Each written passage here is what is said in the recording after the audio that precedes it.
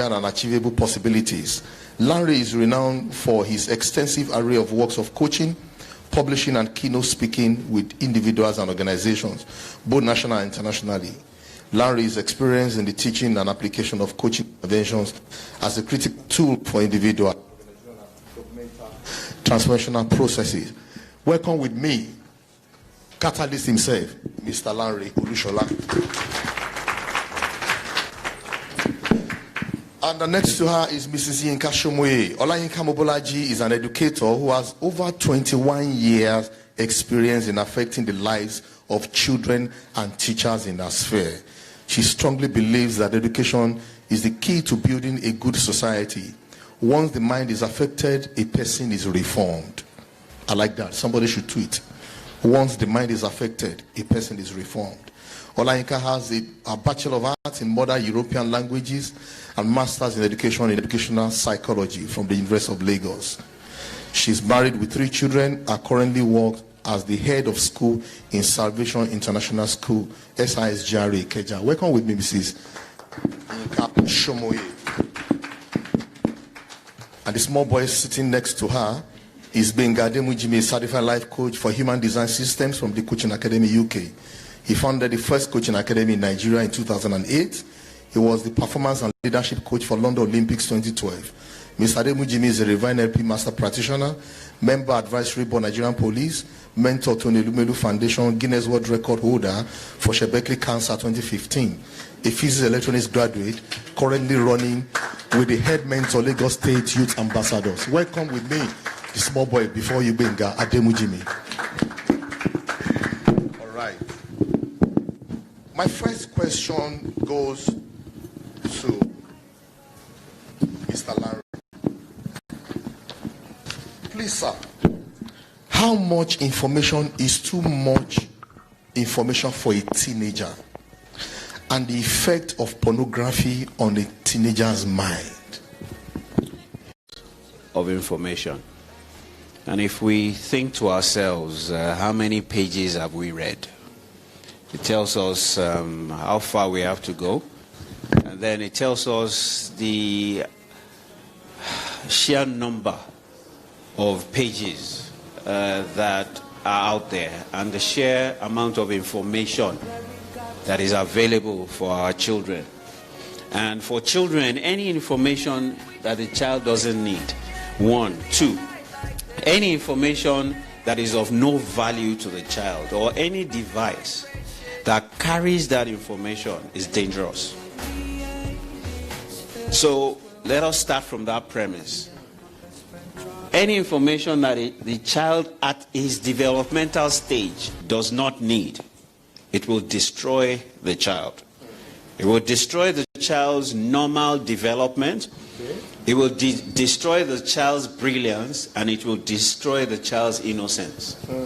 So there was a recent research that was done, and 87% of parents says that they believe that all the information out there, 10 billion pages of information, will stimulate their children to success. And that is a myth. All of that information, according to neuroscientists and psychologists, will affect and infect the child's normal development. And so it will cause eventual emotional and psychological difficulty in that child's latter life. So let me give you a couple of empirical evidences so that we know exactly what we're talking about. So there was a recent interview that Bill Gates gave. They interviewed Bill Gates. Everybody say Bill Gates. Bill Gates. Do you know who Bill Gates is? Now Bill Gates has 3 children. And Bill Gates, he monitors how much time his children spend on the phone and on the internet. They use the internet and their phones only for homework. Wow. And for social interaction. They don't have iPad. Everybody say Bill Gates. Bill Gates. They are the forerunners of this thing. They are the ones that created it. And these guys know the danger So they control and they restrain their children from using certain devices. And each day, there's a specific number of hours that the children spend on those devices to do homework and to get in touch with their friends. They don't socialize. Now, the person that did this interview also did a research on Steve Jobs. Everybody says Steve Jobs. Steve Jobs. Steve Jobs was interviewed by the New York Times, a gentleman called Nick Bilton. And Steve Jobs says that he limits how much technology his children use. Everyone says Steve Jobs. The one that Apple, the owner of Apple, may his soul rest in peace. He restricted the use of his children. Now finally, Chamath Palihapitiya, that is the former vice president of the user growth of Facebook, he expressed tremendous regret excuse me, and guilt for being a part of building tools that destroy the social fabric of how society works, when he spoke at an event at a Stanford Business School event just in November last year. He emphasized the short-term dopamine-driven feedback loops that we create that destroys civil discourse, destroys cooperation amongst children, that reduces their level of social interaction, that presents them with mistruth and misinformation. Now, let me begin to talk about the psychological effects. Do you know that today, based on addiction to a lot of devices and based on access to information, the WHO has just declared that depression will be the world's #1 killer by the year 2030. And by 2020, 2 years' time, depression will be the world's second deadliest killer. Do you know why? Because children are spending too much time and people are spending too much time on machines, and there's no social interaction. There is a benefit to social interaction, and it is emotional and psychological balance. And we are depriving our children from social and emotional balance. Now, 1 in 5 adults that live their lives on machines and social media and spend too much time on these machines, they will develop a mental illness in their lifetime. 1 in 5. Everybody say 1 in 5. So count. 1, 2, 3, 4, 5. Say, oh, Badu. 1, 2, 3, 4, 5. No, we have counted 4. We are okay.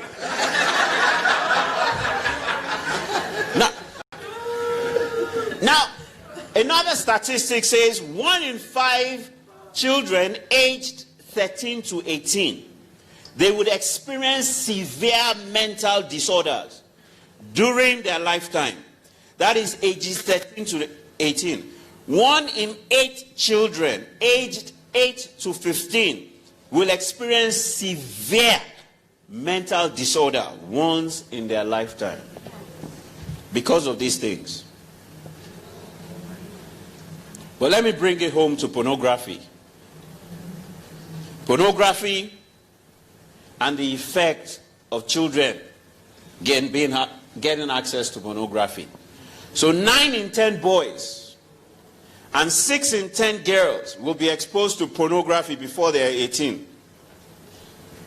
Before the age of 13, 1 in 2 boys and 1 in 3 girls will have been exposed to pornography before the ages of 13. 1 in 2 boys and 1 in 3 girls. Before the age of 13, 1 in 7 teenagers will be subject to an online sexual advance. Now, because of this scary data, accountability is very crucial. And eliminating access to information, access to devices, as parents is very, very critical, because there are three primary ways that teens get exposed to pornography. Number one, they stumble on it using devices. Once you Google, once you search, once you get on social media, it is suggested to you. Everybody say it is suggested to you. So they stumble on it. First way they get addicted, they stumble on it, into it, and they get suggested. People offer it to them on social media.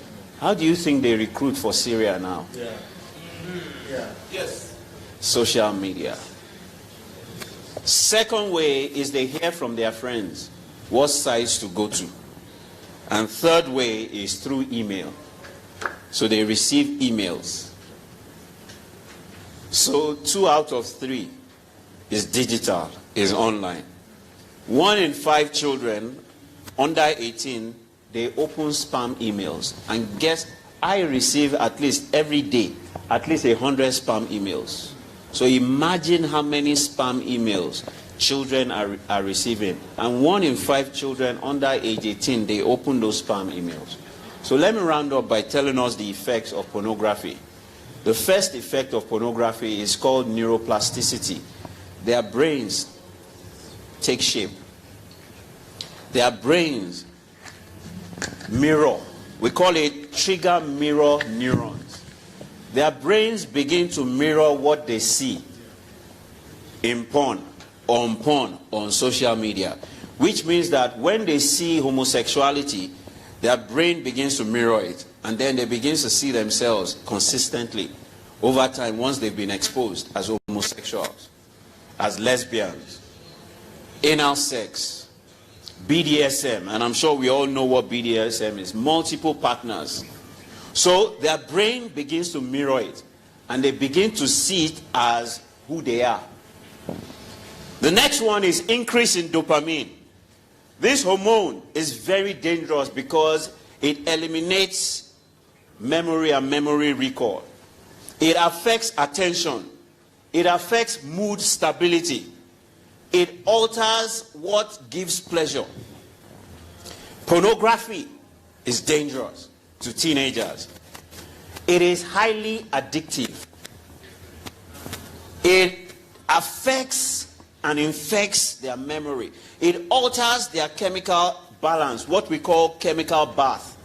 A rush of several chemicals gets into their system, but their brains are unable to process and to utilize these chemicals. And so their brains are filled with chemicals that they cannot manage. They don't have the maturity, the strength to manage the influx. And then it begins to cause what we call ADD, attention deficit disorder. Then you find that your children, they cannot stay at home. Every moment they say they are bored. They want to go out. They have to be doing something at every point in time. Where are the days where children can sit at home? Where are the days where children can read books? No, they must be playing games. Did you hear the story of a American student that killed American students? Yeah. Do you know where he mirrored it from? Computer games. Computer games. The brain has started to mirror, killing and assassination. And that kid went to get a gun. Porn isolates you. Porn motivates rape. Did you hear the story of the young boys in Nigeria that raped several girls in the open? Yes. Where do you think they learnt it from? They mirrored it from porn. But my time is up. I've still got more things to say, but I'm sure there'll be more time in my wrap-up to talk about the other things. Thank you very much. Can you please clap your hands?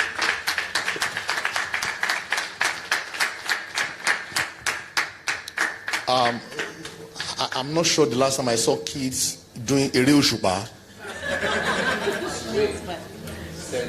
10. Suwe, thank you. I'm not sure the last. The road tires, yeah. Skipping rope and all those things. I'm not sure. For me, that's the summary of what I got from. It's social interaction, not machine interaction. You understand? Yeah. Now, listen to this. Listen to this. Yes, what are kids doing online? For me, the question is, what are parents doing online? What are parents doing online? Yeah, UNESCO, UNICEF. I work with UNFPA, and I know that the age for your child to go online is 13 to 14. I'm working presently with a young lady at 40 who was harassed by her 13-year-old nephew. She went to their house to have a weekend, and before she knew it, the boy had stripped her bra. I'm working with her presently because she couldn't. But guess what? It's so sad that because of religion and culture, the mother refused to face the truth. All right, Mr. Larry, thank you for that expose. We hope to hear more. Mrs. Olayinka, you run a school, and we understand what is going on in our schools these days. The fizzy. One school invited me to speak to the parents, and I said, the child you pamper today will tamper with your peace tomorrow. Buy the gadget of 85,000. There was one phone there. I can't remember. I'm not a gadget person. One phone they were selling for 85,000 naira then, bought for a 12-year-old girl for birthday. And I'm like, okay.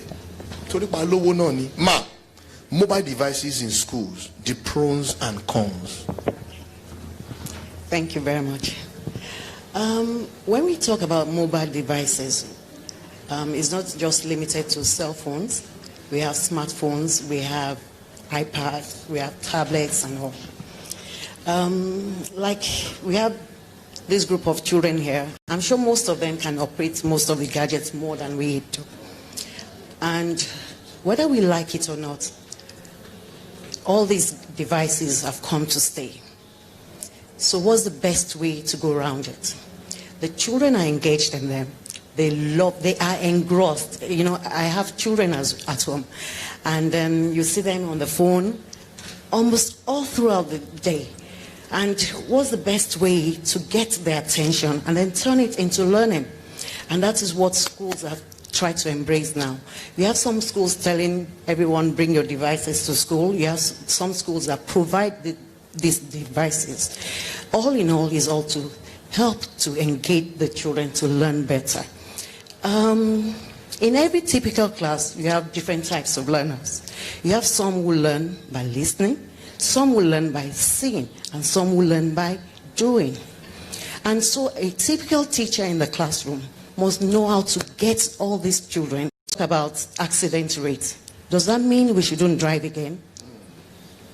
So what's the best way? The government have put, some guidelines in place to help us to ensure all these rates, accident rates, are reduced. So likewise in the school. By the time you have guidelines in place, you ensure that the children are using these devices in the right way in order to enhance their learning, in order to ensure that no child is left out. The children, like we talked, Mr. Larry said the other time, they're always doing some games on the phone, everything to captivate their attention. Why don't we turn that into the typical learning environment and ensure that we get these children engaged properly, engaged positively in order to get the best of them. And as much as possible, you can be teaching in the classroom, right, and engaging your children. Do you know you can also learn with other children from another class using these devices? Not only in the other class, even across the ocean. So as much as possible, we can limit the children using these devices. It helps them to build up 21st century skills, collaborative skills, what else? Communication skills, presentation skills, different things that you can do with these devices, whether we like it or not. But having said all of these things, the truth is that there's still the high rate of danger with these devices. So how can we help these children? Whether you like it or not, it's a distraction if it's not well structured towards the learning. It's a form of distraction. He talked about cyberbullying. Yes, it happens. It is there. But how do you want to help these children to ensure by educating them? What are you doing online? What is the thing you're trying to search for? Is it something your teacher can see? Is it something your parents can see? And then by the time we keep teaching these children, I'm sure by the grace of God, most of them will know the good and the bad. And most of them will want to go towards the good. All right, let's put our hands together for Mrs. Olayinka. Positive engagement with your kids. I've heard the story of Bill Gates, but I'm hearing the one for Steve Jobs for the first time. But can I shock you? I watched a documentary where two people were featured. Number one, the mother of micro mini skirt, Lady Madonna. She was asked, how do your children feel when they see you on TV? She reacted. She didn't respond. My children don't watch TV. I was shocked. Barack Obama said his children should be watching TV for 2 hours. Michelle Obama said no, maximum 45 minutes. There is a man here in Lagos. Myself and Uncle Bila FM were at this 50th birthday. I was speaking there, and he shared with us how he went for a meeting with Bill Gates some years ago. And right there, at the particular time, Bill Gates said, I'm sorry, this meeting is over. I need to go and pick my child in school. I need to ask this question. Is it the system or the culture or the religion or what in Nigeria or in Africa preventing us from having time for our children? When we were growing up, I remember that when you get home, you must meet one out of your parents. Somebody must attend to you. But the question is, who mentors your child now? Who are their role models? What are you downloading on that phone? I know someone who called in to my radio show on Revo FM some time ago and said, I want to divorce by all means. What is the story? The husband took her to the airport, and the husband believed she has traveled. Something happened. She came back home, got home, and met the husband with his younger brother having sex on their matrimonial bed. And by the time we work on it, we find out that the husband and the wife, right from the days of courting, they were enjoying pornography together. The wife is born again, in quote, but the husband is still doing it, to the point now that him and his younger brother. How do you want that marriage? It's possible, maybe with prayers, I'm not sure, but I think we should be careful. For me, it's more about the parents, because they learn faster by watching us doing what we are doing. Thank you very much, Ms. Olayinka. Now I want to go to Auntie Adesoa. With your experience as a mother, as an auntie, as a sister, please, ma'am, modern parenthood, 21st century parenthood, how to win as a working mom, as a banker who leaves their house 5 a.m. and comes back around 10 p.m. How to be your child's friend. How to be your child's social media week. I just wanted to know, I asked her which of the devices, which of the social media groups is your favorite? Because I know she does Snapchat, and she does Twitter, and she does, yeah. No, she's not on Instagram. That I didn't allow. So I said, which one is your favorite? She said, Twitter. And I asked why.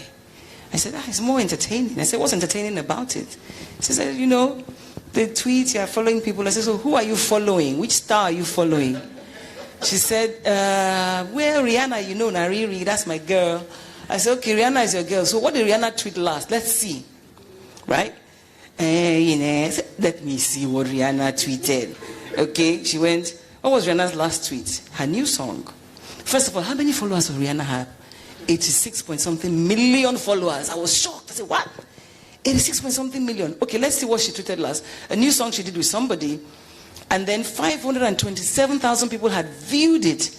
So I told her, imagine if 10% of those people download that song. Do you know how much Rihanna is making? And you are here. I was going to download, I was going to watch. I said, no, don't watch. You know why? I said, why? I said, because it's my data. I said, but it's only 25 seconds because she only gets 500 naira a week. It's only 25. He said, no. Don't watch it. I said, don't waste my data. I said, okay, I'll save your data for yourself. I shouldn't watch. But you see, I'm sharing this with you because that's the way I deal with my children. I made her understand that, listen, see, you are here killing yourself for Rihanna. She's making people buy her records by just putting that thing online. Do you know the implication of all of that? So they understand. But it's difficult. When I first asked her, what's her favorite? She said, why? I said, why not? I want to know now. I'm going to speak tomorrow. Don't you look like I'm stupid? He said, well, it doesn't matter, you know. I said, I don't know. Before you told me it was Snapchat. I said, no, Snapchat is just because. What do you tweet? Nothing. I just retweet. When I find something interesting, I share with my friends. So what? You don't even write anything? I have nothing to say. I said, oh, really? You know? So you must engage. But this is number 16. I mean, she's 16. She's number 6 of my kids. She said to me, and I asked her, do you remember the first time you got a phone? She said, yes. How old were you? I was 9. I said, I gave you a phone at 9? What is the age that we get phones in this house? 12. Why? Because the oldest person, because my children were all day students, right? It was a deliberate action. I wanted to be with them constantly. So the oldest person in the car gets a phone so that if we have to reach them, we get them. So it was passing down. So when it comes to number, I said, why did I give you a phone? I can't remember. And I really couldn't remember because she really is indulged. And she says, well, I was going to a friend's party and Tochi wasn't going to be there. Tochi was the one and he wasn't going to be there. And there was problem. You didn't know how you were going to reach me. So you said, okay, just buy her a SIM card and put in this phone. I said, what kind of phone was it? Say, of course, nice. All these pure water kind of phones. The one that you slide like this one Samsung that Tochi had used several. I say, so you got a phone at 9. See how lucky you are. But it dawned on me that she was born in 2001. She doesn't know anything else. All she knows is smartphone, technology, things going, going that way.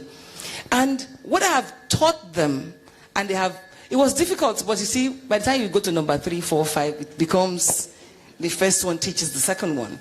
It becomes easier. Parents, typically in Africa, we discipline our children. They respect culture. They know where to draw the line. But we went to school. We started to go for summer. We started to do all of these things. And suddenly, to be a funky parent, you allow your children run helter-skelter. My kids, I have a number of them. Maybe it's because I have plenty. That's why I had to mind myself. They went on holiday. And when we went on holiday, it was because, well, anybody who's under 9 can't go on holiday. Because I said, I don't have time to be running after children in, any hotel or whatever. So when you are old enough, like 7, she got her first holiday at 7 because she was the youngest. We had to be 9 and old enough. Because we're allowing our children be what they want, because we want them to be our friends, we are losing them.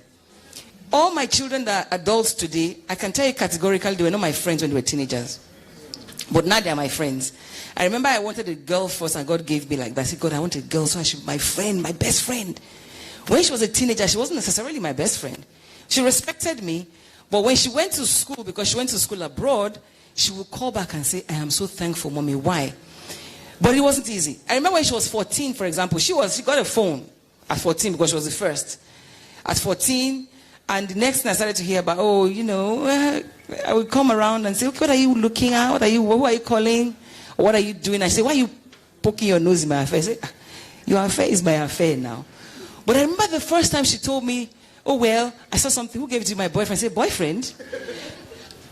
Panicked. My heart skipped a beat.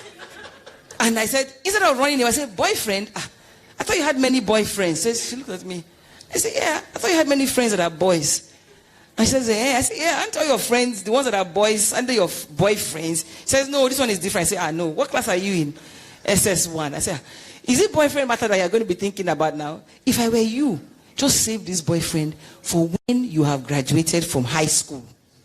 Because at least by that time, even if anything happens and you decide to follow the boyfriend for the rest of your life, you can work.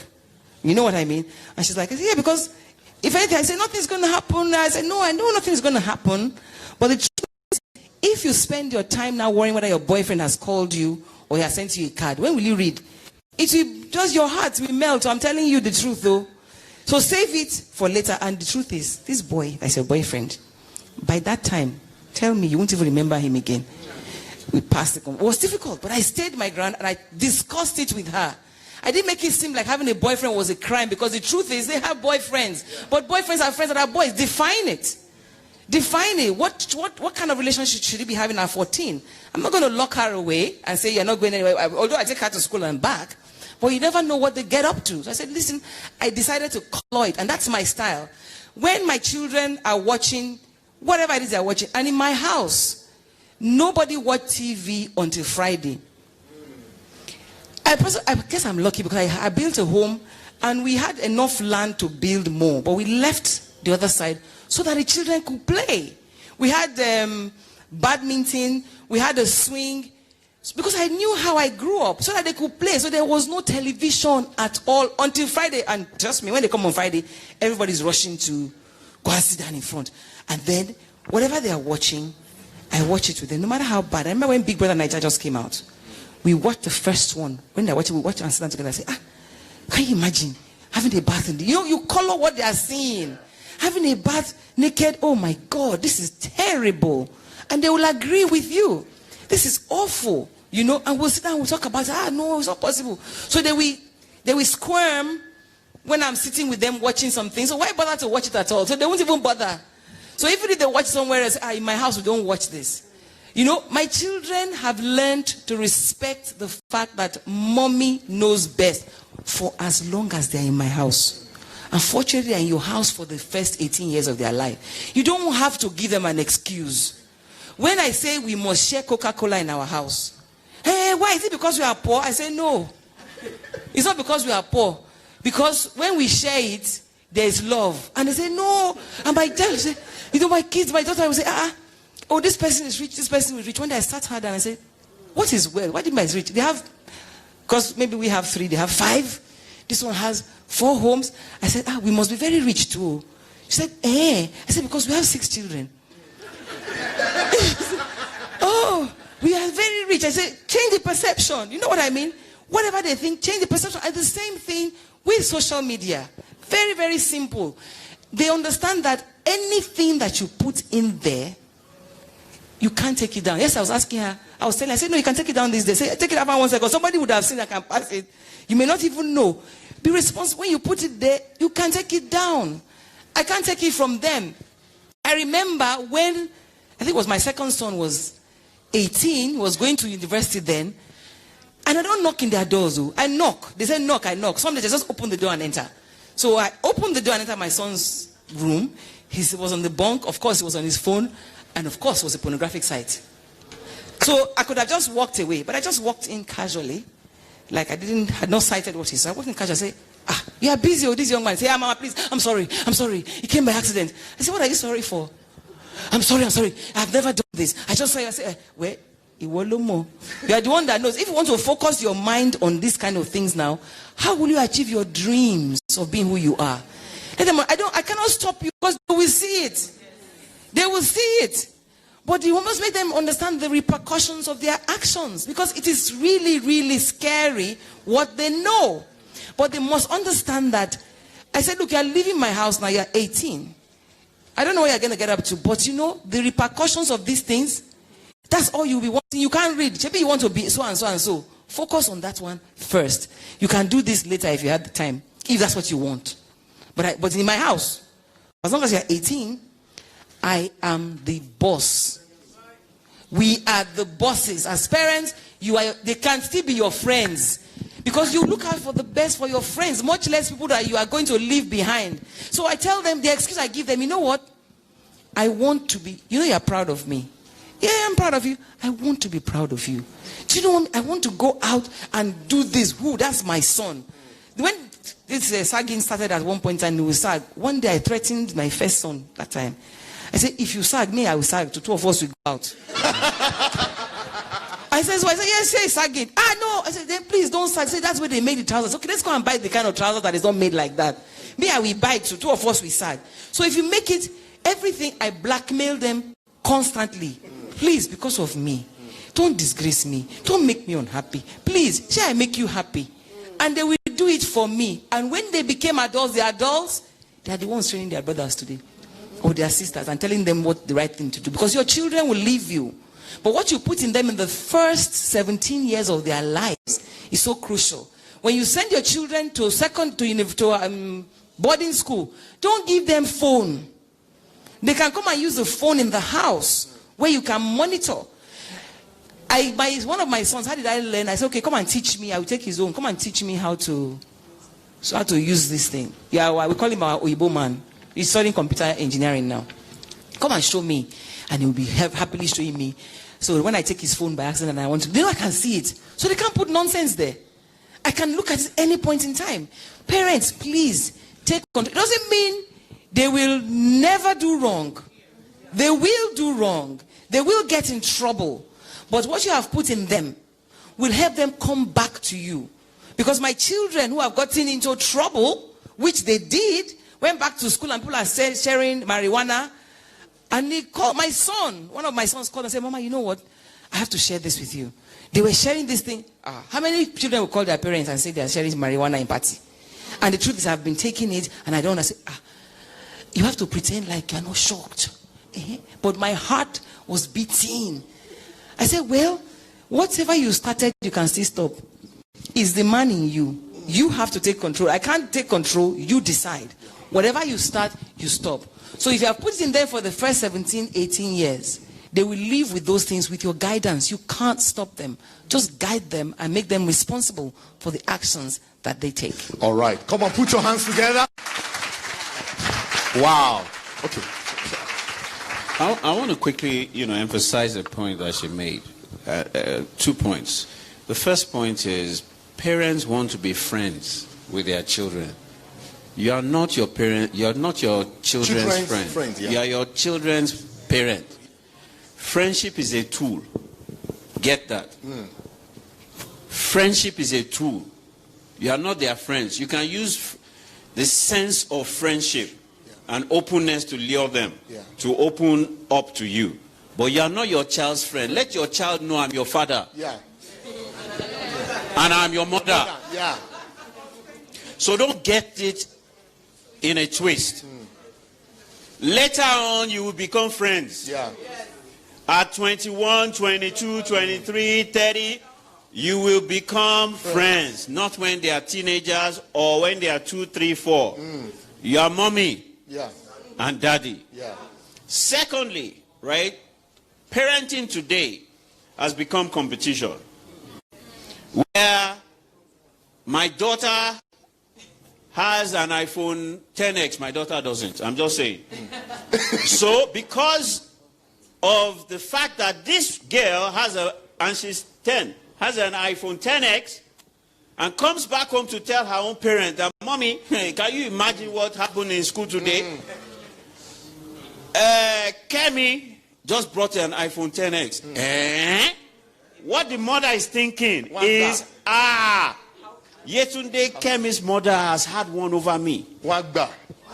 Oh, I will give her iPhone 10X and Samsung 8, whatever. So that they will go back in school tomorrow and tell them.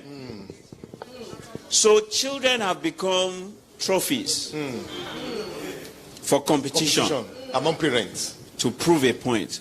Unknown to us, we're destroying them.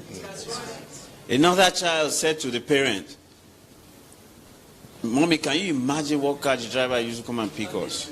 Came to use the car, not the G-Wagon, to come and pick us. One parent apologized. It happened to another parent. That parent said they came to use car to pick you. You are telling them that they should use G-Wagon to come and pick you. All right, you went up, boss. For a week, it was boss. Boss. They used brand new Toyota to come and carry you. You are saying you are not going to enter. The child was crying. I'm not going to enter. It's G-Wagon. It's G-Wagon. G-Wagon. Parents are failing. Okay, let's put our hands together for Mr. Lanry. Tell your neighbor G-Wagon. Okay. Yes, to add a little bit to what our two speakers have just said. Please get ready for your question. I'm coming. I'm just taking two questions now, please. One from this side and one from this side. Okay, ma'am? The truth of the matter is the 21st century parents we have now don't really have the time for their children. And all they think is to buy the love of the children, they give them the devices. Buying them the latest gadgets to buy the love of the children. They're not there to listen to the children. They're not there. Most of them don't even come for meetings, school meetings. The children with problem, right, are the ones that you will not see the parents coming for meetings. And then you keep calling and calling and calling, you don't see them. And how can you stop a child who is left alone? The child, she talked about growing up, or someone did, that there's always an adult at home. But nowadays, the children are left alone with nannies, drivers, cleaners, and then what do you expect them to do? They will occupy their time with the social media, and we know the results of that. So as much as possible, we can be, like you said, parents, but in a kind of way, have a relationship with our children. When it, like she said, a child was on a site, pornography site, and what happened? She did not scream or yell. These children will make mistakes. We kind of forget how we grew up, and we want to model a lifestyle that is actually not real. And our children can read between the lines. They can see. And then you are telling them they shouldn't go on the social media, they shouldn't do this or that. Let's be real. Let's be our children's friends. Okay, thank you very much, man. Let's put our hands together for... Please. Okay. She said something about working mothers. Please, mothers will still work. Yeah. It's not a function of mothers abandoning their children and buying love. I think it's more what Larry said. Yeah. Parents are comparing themselves to each other.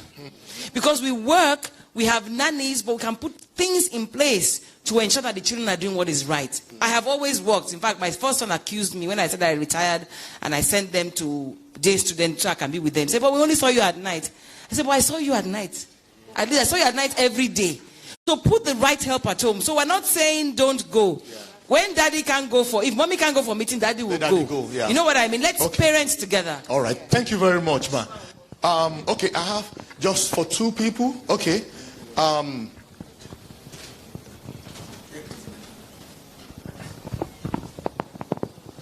But just before then, please permit me to recognize Apostle Elisha Ide. She's the mother of Vanessa Ide. That's the co-founder of this organization. Thank you for coming forward. Moral support. Okay, thank you very much, ma. My name is Rume Gani. I'm from Warri. And I want to say it's a great opportunity. And Mr. Alushola, thank you so much. I follow you for the last 3 years. It's been an amazing experience. And I want to start by saying I am so excited that these issues were tackled. I probably grew up from a broken home. My parents split when I was 4. And it's been very challenging growing up in a family of such settings. So these things that you narrated, they are part of the things I practically experienced when I was growing up. And I had to get information from other people to deal with them. Some were not positive, but because of the dream and people like Mr. Olushola, who we got to meet at a certain point and stages in our life, we were able to navigate our way through. So my question goes to the aspect of education. Now, we know that children have access to these social medias, these gadgets, and all that. There was a certain time when AIT came and they talked about an educational channel. They talked about educational portals and all that. Is it not possible to have schools collaborate with these platforms that have educational content and integrate it into their syllables so that when they are in classes, they can begin to direct the children into those sites, into those platforms? Because if you show somebody something regularly, they are prone to continue in that direction. If I'm always in class and my teacher is always telling us to go to this site, this educational site to do assignments and all that, when I'm sitting in my house, basically I want to turn into that direction. So is it possible to have this? Okay. And is it also possible for our parents to not only talk about sex education, like when we are growing up, but is it also possible that they should integrate more now this challenge which we are having in our society now, the internet and pornography? Okay, thank you very much. Okay. The question you asked, that is it possible to have educative sites for the children which the schools will partner with, right? As much as possible, we have them ongoing. We already have some educative sites. Pinterest is one, right? Schools use it. When you're teaching in the classroom, the children know. The teachers guide the children to where to go. It is really wrong for a school who wants to embrace using mobile devices in the classroom not to teach the children, not to guide the children on what to do, where to go, and how to source for help. All right. Just one more question. I think a woman should do that. We have a man there. Yeah, we have to balance gender balance. Okay. Please, your question directly, please. Okay. Thank you very much for the session. It's been great. But I have a question. What are the measures that are in place to empower and equip children with the requisite skills so that those children can use social media effectively? Now, I work with an organization, and what do? We equip children with social skills, like DQ. We teach DQ. That's Digital Intelligence Quotient. But then we found out that it is very, very hard to convince parents and then school owners to even partner with us. And that's why I like this question. To partner with us to ensure that we empower these children with those skills. We teach them digital footprint management. But why is it hard? Why is it so hard? Children get to watch Black Panther. They get to watch movies. They get to enjoy life. But why is it very hard to empower children with skills that will even help them against these vices? This is my question, and I really, really hope that I will allow the two of them to answer this question. But on Black Panther, day before, my wife and her friend went to the cinema, and they have 11 shows, and they couldn't buy tickets. They couldn't get tickets to so. But that's more like a comment, really. Somebody else had a question. What she said, why they're teaching them, and they have the device to do that. Okay. No. No. That why is it so difficult for schools and parents to get their children involved in this? To learn the skills that are essential. We don't allow our children to just go and swim. We take them through swimming classes. All right, so let me just tell you.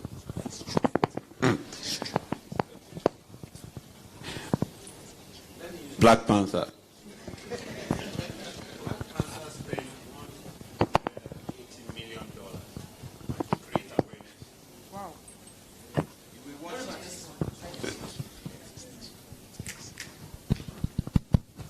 Hello. All right, so Black Panther spent approximately $180 million to do publicity over 12 months. How much organizations like this spend to create awareness? So there is no competition. Do you understand what I'm saying? Look, media is the most powerful entity on earth, whether it is new media or traditional media, right? It shapes our mindsets, our perceptions, and our beliefs. So we need to begin to create a lot of awareness. The fact that we have created a solution or a product does not mean that they will buy. So we have to spend a lot of money to create awareness. But we should not be selling our products. We should be selling the problems it is solving. So Black Panther is about entertainment. When they advertise it, they don't advertise Black Panther. They advertise the things in Black Panther that will attract your attention to watch. So one of the failures is the people that create this, because you need to be able to speak the language of the schools. You need to be able to speak the language of the parents. If you highlight the issues, the challenges, the problems, and you present the solutions, people will buy. The reason why people buy Panadol is because people know that Panadol solves headache and pain problems. And Alabuku, not because it is Panadol. So we need to change the narrative. We need to shift the perspective. And there's a lot of work that we need to do. And this is one of the things that we're doing right. MindGap, right, is sponsoring this, is doing this. So we need to be doing a lot more like this, because what MindGap is doing is it's creating a security system that would help protect your children, even if you gave them this device. So you put an app on this device that helps eliminate, even if they go to porn site, it will not come up. And you can track what your child is watching, where they are going, and what they are doing. So it's important that we also need to get it right. Because we know it's a problem doesn't mean that everybody will accept that it's a problem. Sorry, just to add to that, we'll develop things and assume that people will buy them. You must begin to think about how you're going to raise awareness. MindGap has spent money to bring us here, to make this happen. Today we know that there's an app.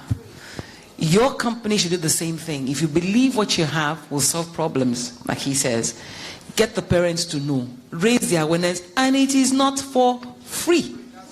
Spend money. Thank you, ma'am. I think we have one more question, okay? Quick one.